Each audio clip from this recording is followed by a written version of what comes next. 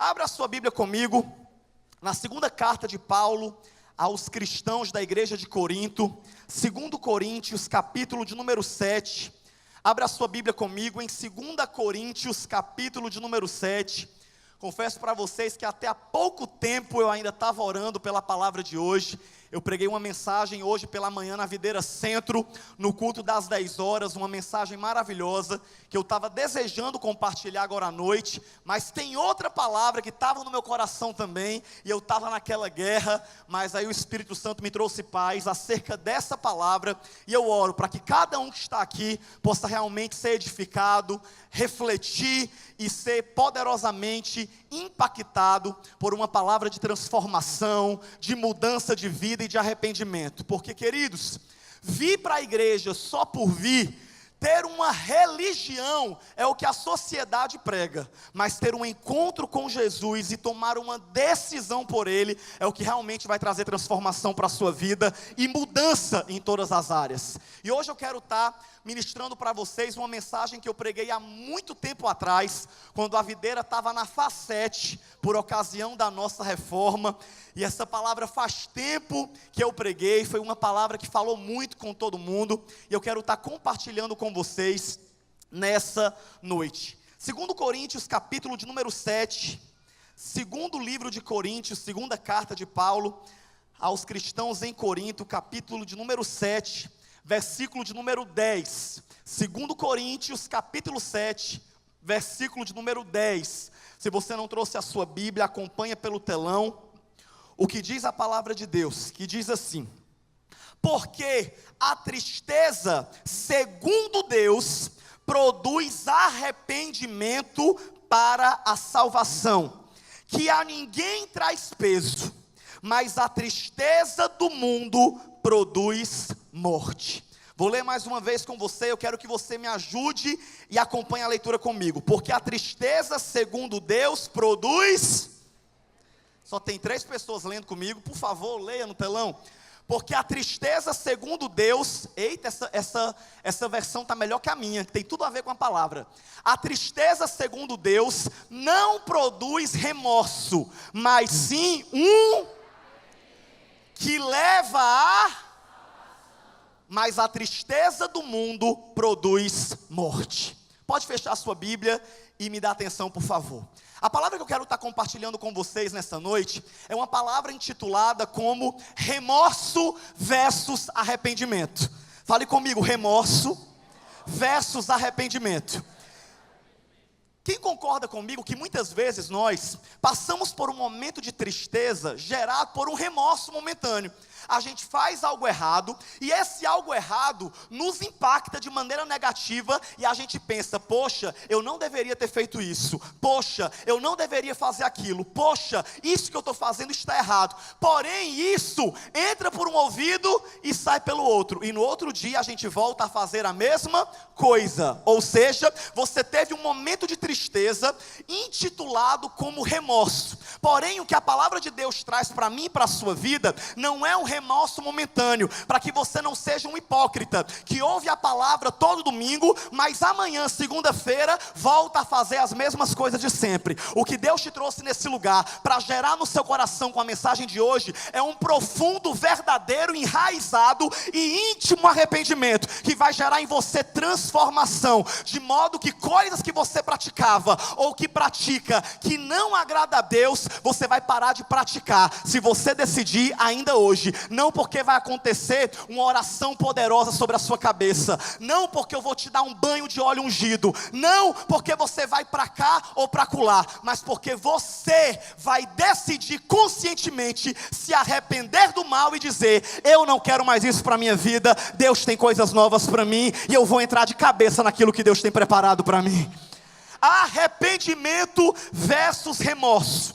Samuel, Mas como é que a gente entende melhor o que é que isso significa? Queridos, remorso e arrependimento é algo muito confuso de você entender. Por quê? Porque os dois são produzidos por uma tristeza. Todos nós passamos por esses dois momentos, o momento de remorso e o momento de arrependimento. Porém, existem algumas coisas que denotam se de fato você é uma pessoa que vive de remorso ou se você é uma pessoa que realmente se arrepende do mal que você faz. Remorso é quando você chora, arrependimento é quando você muda. Quem aqui tem pessoas na sua vida, quem sabe até dentro da tua família, amigos ou pessoas muito próximas, que você não aguenta mais ouvir essa pessoa pedir desculpa pelas mesmas coisas? Levanta a mão e diga: Jesus, me ajuda. Dá raiva ou não dá? A pessoa todo dia vai lá e faz o quê? Pisa no teu pé. Aí você fala: cara, não pisa no meu pé que eu não gosto. A pessoa: opa, desculpa. E aí você enche o teu coração de amor, desculpa a pessoa, perdoa, mas quando é no outro dia, ela vem e faz o quê? Pisa mais uma vez. Aí tem uma hora que você se estressa. Quem é humano como eu? Diga eu. Nós somos humanos. E é claro que eu não estou comparando a Deus com um humano, porque o amor de Deus é muito mais paciente do que o amor do homem. Deus é tão misericordioso que Ele aguentou e Ele tem aguentado muitos erros nossos repetitivos. Mas a palavra de Deus para a minha vida e para a sua vida essa noite é que está chegando a hora de você se posicionar. E tem coisas que você vai parar de pedir desculpa, tem coisas que você vai se arrepender de todo o seu coração. Você vai pedir perdão a Deus, e esse pedido de perdão e esse arrependimento genuíno vai gerar uma nova postura e um novo comportamento diante daquilo que você vive. Não adianta viver de remorso. E a Bíblia ela é muito clara em dois exemplos de duas pessoas que caminharam com Jesus, que foram discípulos de Jesus, que estiveram em todas as conversas que Jesus teve. Duas pessoas que fizeram parte da mesma comitiva, que andaram com Jesus no mesmo período de tempo. Porém, uma errou e sentiu remorso, já o outro errou e sentiu arrependimento. De quem é que eu estou falando? Quem acerta? Judas e Pedro. A Bíblia fala que os dois traíram a Jesus. A Bíblia fala que os dois erraram com Jesus. E diante dessa verdade, eu já parto do seguinte princípio: que não adianta você vir com desculpa para o teu pecado. Não adianta você chegar para mim e dizer: ah, o pecado do fulano é maior do que o meu. Ah, eu faço essa besteirinha aqui, mas e o fulano que faz aquilo ali? Está na hora de você tirar o olho do pecado do teu irmão e começar a cuidar do teu pecado. Porque pecador hipócrita é aquele que vê o pecado de todo mundo menos o seu. Está na hora de você entender que se você quer viver um arrependimento na sua vida, você tem que parar de se comparar ao pecado do outro. Ah, mas eu bebo só de vez em quando, o fulano cai bebo todo dia. Ah, mas eu me estresso uma vez na vida, o outro se estressa todo dia. E aí é onde eu te pergunto: é melhor a pessoa que se estressa um pouco todo dia e coloca para fora, ou a pessoa que se estressa uma vez na vida e mata uma pessoa? É aquela mesma história de dieta. Quem aqui está fazendo alguma dieta, diga: Jesus, me ajuda. Eu creio no milagre, no impossível, na perseverança, na paciência. Eu recebo o corpo fitness em nome de Jesus, amém. Você que como eu está numa dieta, a gente sempre fica naquela luta. O que é melhor? É comer um pedaço pequeno de algo que traga um mínimo de prazer, como um pequeno chocolate 70% cacau, que os nutricionistas que entendem a nossa dor nos passam, ou é melhor você esperar o final de semana e no sábado você não ter o dia do lixo, mas o dia do aterro sanitário, em que você não come uma refeição, você passa o dia. Quem vive isso na sua vida, por favor, alguém se identifique comigo, ou será que só sou eu que faço esse aterro sanitário dia de sábado? E aí é onde eu pergunto: está certo um negócio desse? Está errado. Da mesma forma é Deus. Sabe o que é que Deus ama de mim e de você, quando Ele olha para a nossa oração? Não é aquele pedido de desculpa hipócrita. de quem vem para a igreja e não tem o menor temor a Deus daquilo que pratica. Sabe o que é que Deus ama? É um filho pródigo, que é honesto, para virar para o pai e dizer: eu vou sair de casa, porque eu não aguento essa hipocrisia que eu estou vivendo. Mas quando ele se arrepende de verdade, ele volta, e quando ele volta decidido a mudar. Palavra de Deus para mim e para a sua vida, é algo que eu creio de todo o meu coração. Deus está muito mais perto de uma prostituta arrependida do que de um religioso hipócrita. Deus prefere uma pessoa que pode ter o erro que for, mas que quando se arrepende de verdade, do que alguém que mora na igreja, passam-se 10 anos e ela permanece a mesma pessoa. Diga assim: fala Deus. Só para disfarçar que não é com você que Deus está falando. Deus está falando com você. Sabe por quê? Porque, meu amigo, todos nós temos erros repetitivos. E eu gosto muito de uma frase que diz que errar uma vez é burrice, errar duas é escolha. Quando você pratica um pecado, e é o que eu sempre falo, eu amo na Bíblia isso, que a Bíblia não é um livro de pessoas perfeitas, a Bíblia é um livro de pessoas falidas, fracas, pecadoras. Eu não sei você, mas um testemunho como esse que a gente ouviu hoje, desse casal que a gente ama demais, que é o pastor Lucas e a pastora Lorena, foi o melhor testemunho dos últimos anos que eu ouvi na minha vida. Sabe por quê? Porque esse é o Deus verdadeiro, que quando Ele faz uma obra, Ele não faz uma obra debaixo dos panos, Ele coloca os dois em um telão como esse para dizer: errei, fui no fundo do poço, mas o amor do meu Deus que não desistiu de mim, foi me buscar e eu estou de volta aqui, servindo ao Senhor com a minha vida restaurada. Esse é o Deus que nós servimos. Só que para você viver essa transformação na sua vida, você precisa se arrepender.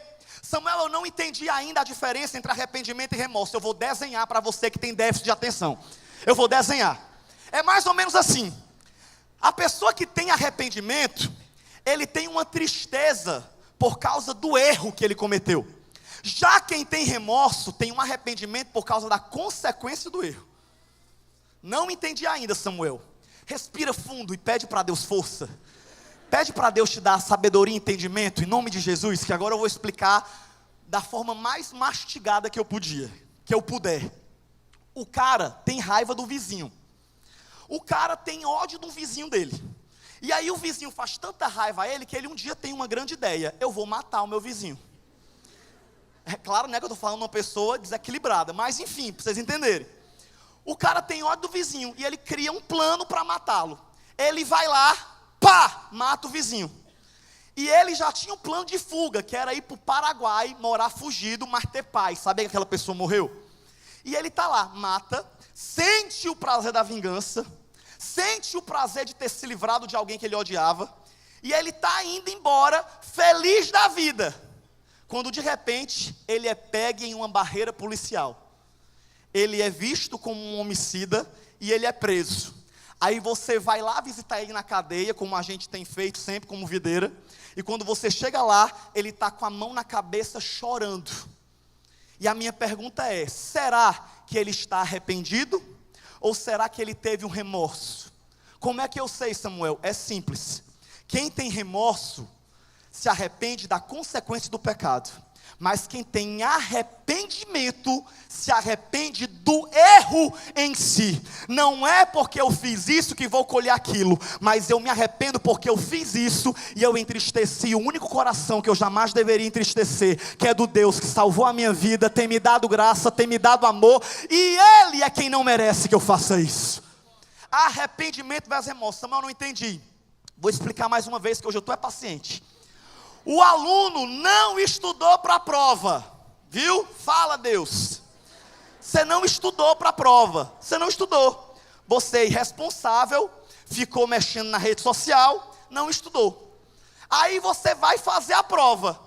E tem gente que não estuda, mas que ainda tem uma sabedoria maligna, sabe? Porque não é de Deus. Uma estratégia de pesca, que ele acaba tirando nota boa. Aí eu te pergunto, uma pessoa que não estuda, mas que tira nota boa, se arrepende do erro de não ter estudado? Ou comemora e sai zombando na turma, dizendo: ih, nem estudei, mas passei? É assim ou não é? Ou seja, a consequência do pecado não veio ainda. Mas olha para a pessoa do seu lado e fala: cuidado, que a conta chega. Toda decisão errada que você toma na sua vida há 5, 10 anos atrás, uma hora chega para você. E bom é que você esteja preparado para o arrependimento, porque não tem passado que não possa se transformar em um futuro glorioso, porque o nosso Deus tem jeito, o nosso Deus tem conserto, o nosso Deus tem uma nova história, o nosso Deus é o Deus do futuro. O cara não estudou e não passou, aí porque ele não passou, aí sim ele se entristece. Só que ele não sente o arrependimento, ele sente o remorso. Dá para você entender? Deu para você entender mais ou menos o que eu estou querendo dizer? Arrependimento e remorso. Para Deus, queridos, o pecado não é o problema. Quem aqui pecou hoje, diga misericórdia. Quem não pecou ainda hoje, diga graças a Deus. 10 pessoas que não tinham pecado, pecaram agora, porque a Bíblia diz que aquele que diz que não tem pecado, comete. Tinha uns 10 hipócritazinhos que acabaram de falar, mas já foram pegos e não flagra. Pecador, tudo pecador. Todos nós somos pecadores, é com carinho, viu? É brincadeira, viu? Todos nós somos pecadores. A gente tem a mesma natureza carnal. Então o que eu quero trazer para a tua vida e para o teu entendimento essa noite, é que o problema na minha e na sua vida não é o pecado, você está entendendo? Tem pregador que aponta mais para o pecado do que para Jesus.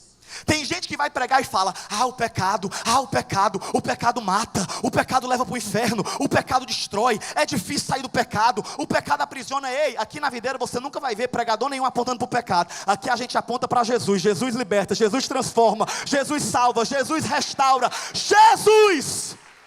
A gente não dá glória para o pecado nem para o diabo, a gente dá glória para o que Jesus faz. E eu quero dizer para você que tem jeito para o teu pecado. Só que tem um detalhe: o problema não é o pecado, o problema é o que você vai fazer agora que você pecou. Não entendi, Samuel. Oh meu Deus, é sério. Você vai entender. O problema não é você pecar, o problema é o que você vai fazer agora que você pecou. Quase toda pregação que a gente prega, e eu particularmente sobre pecado aqui na igreja, eu sempre comparo o pecado na vida do cristão como um tropeço. Porque uma coisa é você tropeçar em um erro, outra coisa é você viver caído. Eu tenho certeza que muitos de vocês talvez fiquem confusos no momento do apelo, quando a gente fala: você que já aceitou Jesus, mas não está bem com Deus, você que se afastou da igreja e quer se reconciliar, levante a sua mão. Vocês sempre vão ver a gente fazer essa oração. Samuel, como é que eu sei que eu preciso fazer essa segunda oração? É quando o pecado se avolumou a tal ponto que ele te afastou de Deus. Porque fato, todos nós temos pecados. Tropeçar é algo inevitável. Agora, como eu sempre falo numa frase que eu descobri nas minhas andanças do Instagram, Deus abençoe o povo que eu sigo, e um dia lá eu vi uma frase que serviu muito para mudar o meu entendimento quanto ao pecado. E a frase dizia o seguinte: que o problema não é tropeçar, o problema é se apegar à pedra. Deus vai revelar quais são as pedrinhas. Se é um vício, se é algo que você está praticando, é uma pedrinha, deixa. Gente, eu vou ficar reverberando, olha como você fala a palavra bonita, eu vou ficar repercutindo esse testemunho do Lucas e da Lorena em vários lugares que eu ainda vou pregar. Sabe por quê? Porque para mim o mais tremendo é a coragem que um Lucas desse tem, de chegar e falar que um problema seríssimo e grande que houve no casamento dele, começou com uma pedrinha, que era um vício de pornografia. Quase todos os homens, jovens e mulheres também, que hoje em dia o negócio está feio, tem problema com pornografia.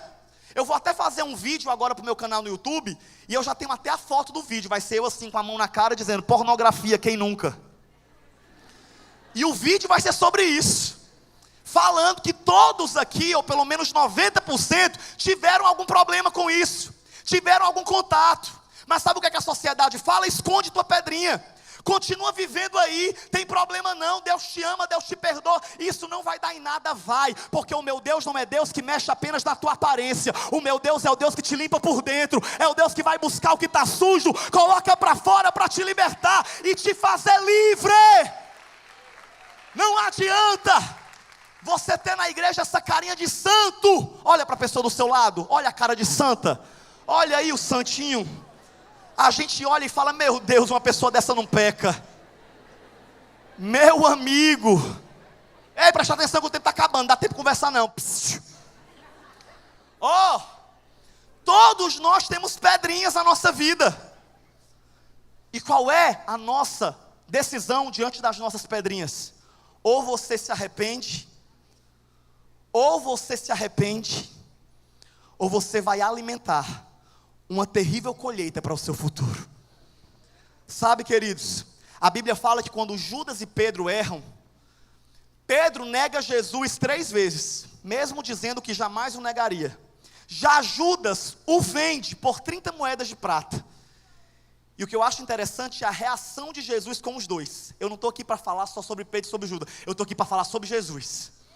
Gente, a Bíblia fala que quando Pedro está lá se exaltando, cheio de autoconfiança, e dizendo, eu sou o cara, esses teus discípulos aí é tudo frouxo, mas eu quero te dizer, Senhor, que eu não te deixarei. Irmão, ou coisa que eu tenho aprendido, sabe o que é? Quem muito fala, pouco faz. É melhor a gente ficar caladinho, do que a gente ficar tocando trombeta, e na hora de honrar Jesus, a gente fugir. Fica calado. Vive a tua transformação diária com Deus. Pedro não. Pedro bateu no peito e falou, eu não te deixarei. Aí Jesus chama ele aqui no cantinho e fala, vem cá, cara. Deixa eu contar um negócio aqui só no teu ouvido, porque eu não vou nem te expor para os outros não. Deixa eu contar só para ti que a gente tem intimidade. O galo não vai ter cantado, e ainda essa madrugada, tu me negarás 3 vezes. Pode entrar o teclado para poder eu ir começando a terminar, porque enquanto não começa o teclado eu não entro na conclusão. Eu tenho esse negócio, é porque são 8 anos aqui na videira, eu já peguei esse vício do teclado. Eu vou para as igrejas, eu peço para o tecladista entrar, porque se não entrar eu prego até meia-noite. Diga amém, você quer que eu continue? Estou brincando, vou terminar. Jesus olha para ele e fala, tu me negarás 3 vezes. E o que eu acho interessante é que Jesus não falou em tom, ele não falou em tom de acusação. Ele falou em tom de repreender. E falar, filho, fala isso não, porque eu conheço o teu coração. Eu quero te dizer que tu ainda nem cometeu o pecado, mas eu já te amo e eu já te perdoo. E eu já estou te avisando que tu vai cometer. Do mesmo modo, a Bíblia fala que Jesus estava lá na hora de ser preso.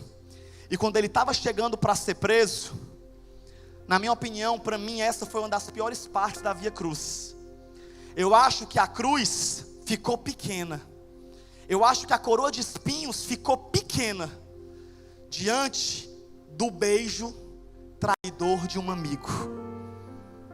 Sempre que eu leio essa passagem é a hora que eu mais me emociono. É quando eu fico pensando, poxa, para que um beijo? Por que ele não apontou de longe e falou, é aquele ali, Jesus, ó. Não, parecia assim que Deus precisava provar Jesus na moinha, como em Salmos já estava profetizado, que aquele que comia do meu prato, levantará contra mim o calcanhar, me trairá com um beijo. A Bíblia fala que Judas, presta atenção nessa passagem, nesse momento final. A Bíblia fala que Judas vai até Jesus e o beija. E Jesus, sabendo tudo o que estava acontecendo como Deus, se eu fosse Jesus, sabe o que eu teria feito? Para que esse beijo, cão dos infernos? Para que? Sai daqui, falso velho do demônio. Preciso disso não. Sou eu, Jesus, sou eu. Eu, certeza que eu teria feito isso. Mas Jesus não. Judas o beija, e quando Judas o beija, eu no meu pequeno mundo de Bob imagino tudo.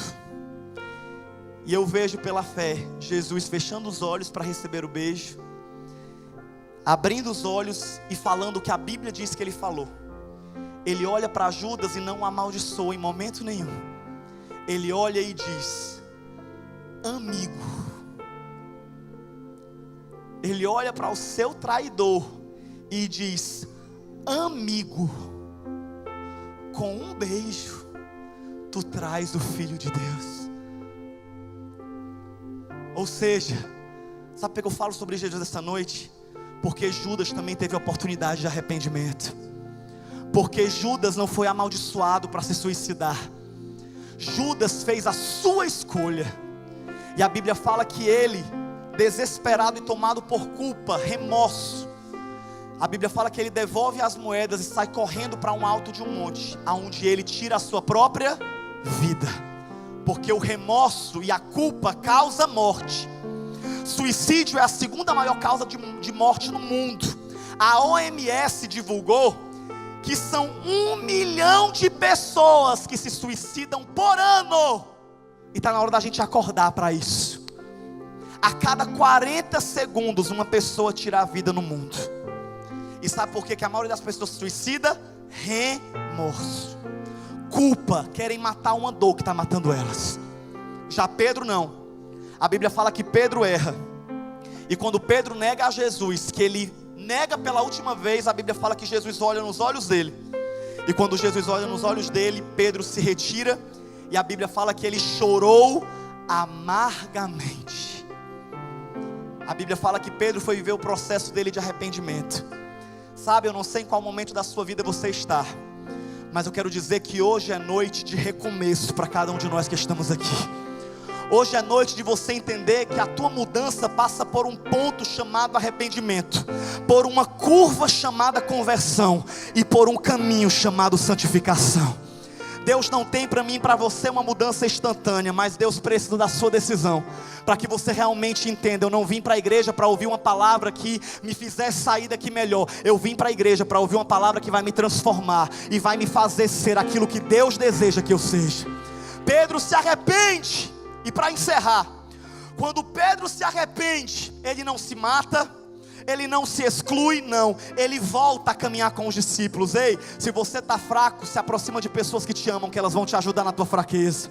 Se você errou, se aproxima de pessoas que cuidam de você e vão te ajudar a recomeçar. Ei, eu não sei se você fez uma escolha na sua vida, que você errou, e que infelizmente hoje você está pagando o preço pelo seu erro, mas Deus diz para você essa noite: se arrepende e volta para o plano original, porque eu já tenho jeito para isso, eu já tenho um plano, eu tenho um recomeço. O teu futuro é muito maior do que o teu passado.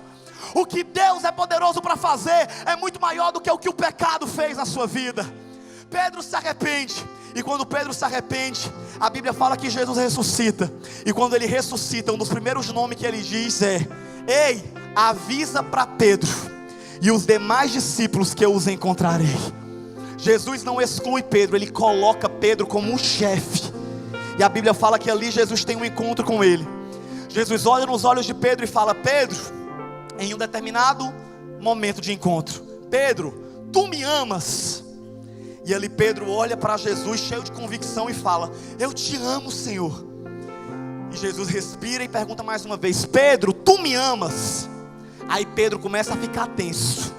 Para que ele está perguntando de novo? Por que isso? E ele fala: Senhor, eu te amo, Senhor. E ali Jesus pergunta pela terceira vez: Pedro, tu me amas? E ali foi o convite que Jesus fez para ele descer do pedestal da autoconfiança, para ele parar de dizer as coisas e começar a viver. Jesus prova o coração de Pedro, porque tudo na vida de Pedro foi 3. O número 3 marcou a vida de Pedro. Pedro negou 3 vezes, Jesus perguntou 3 vezes, e na terceira vez a Bíblia fala que Pedro respira fundo, olha nos olhos de Jesus envergonhado e diz: Senhor, tu o sabes. Senhor, eu não vou dizer que te amo pela terceira vez não, mas se tu olhar para dentro de mim, tu vai ver que eu te amo. Jesus olha para ele e fala: eu acredito, Pedro, apacenta as minhas ovelhas. Jesus sobe ao céu, e a Bíblia fala que depois que Jesus sobe ao céu, o Pedro covarde se torna o Pedro valente de verdade. E quando desce o Pentecoste, o derramado do Espírito Santo, em vez de Pedro fugir e negar Jesus, a Bíblia fala que Pedro sobe na plataforma. e diz: o que acabou de acontecer foi o que estava profetizado por Joel, e eu não estou nem aí porque vão achar de mim, porque eu já neguei Jesus 3 vezes, e eu não vou negar de novo. Aquele que vocês mataram, ressuscitou, e disse que o seu espírito viria, e o espírito dele acabou de vir. Esses homens não estão embriagados por bebida, eles estão embriagados pelo espírito, e ele diz para vocês hoje: arrependam-se e convertam-se, porque é chegado o reino de Deus. E quando Pedro prega, cheio de arrependimento e mudança, a Bíblia fala que 3.000 almas. Ei, não podia ter sido 2.500? Podia ou não podia? Não podia ter sido 3.500? Não, a Bíblia fala que foram 3.000. Por que o 3 se repete? Eu não creio em coincidência em nada da Bíblia. Para mim tudo tem um propósito. E eu creio que foram 3.000 almas para Jesus lembrar Pedro: ó, tu me negou 3 vezes, mas só porque tu se arrependeu de verdade, eu te dei um futuro muito maior para tu me honrar. E agora só com uma pregação tu ganhou 3.000 para mim. Então, meu querido, teu pecado é muito pequeno para mim. Pedro prega, Pedro se torna um dos maiores expoentes do Novo Testamento. Pedro entrega o resto da vida para Jesus. E até na hora de morrer, quando Pedro foi ser morto devido à perseguição, chuta como é que mataram a Pedro: crucificado. Pedro morre como seu mestre. Mas ainda tem um detalhe. A Bíblia fala que quando ele está na cruz, ele podia muito bem ter fugido ou se envergonhado, mas o Pedro arrependido era uma nova criatura. E a Bíblia fala, isso conta os dados históricos também, que ele olhou para o soldado e ele não disse: ei, me tira daqui. Ei, por favor, eu nego Jesus, me tira daqui. Não, a Bíblia fala que na hora da morte, ele olhou para um dos seus algozes e disse: eu posso pedir só uma coisa para vocês? E aí os seus algozes disseram: pede, homem. E ele falou: por favor, virem a minha cruz de cabeça para baixo, porque eu não sou digno de morrer como meu mestre. Ele é crucificado de cabeça para baixo. E eu te pergunto, qual é o poder do arrependimento na vida de alguém?